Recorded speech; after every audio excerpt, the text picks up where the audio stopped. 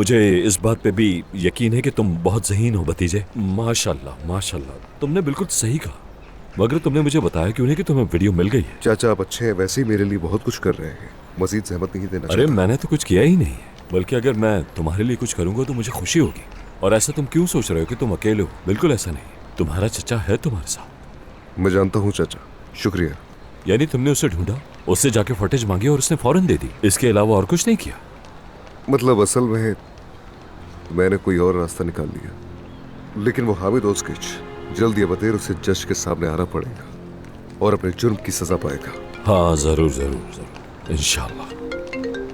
तुम जरा जाके गाड़ी में बैठो, मुझे ये फोन लेना है, मैं फिर आता हूँ, जल्दी आ जाऊंगा।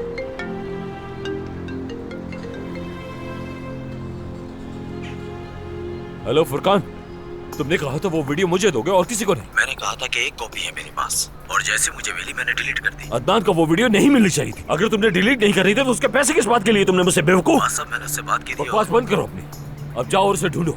मैं अब और किसी मुश्किल में नहीं पड़ना चाहता। हाँ ठीक है। ये क्या हो रहा है मेरे साथ? अदनान तुम थका रहे हो मुझे, बहुत मुश्किल में डाल दिया तुमने मुझे, कसम से पूरा मामला उलझा गया।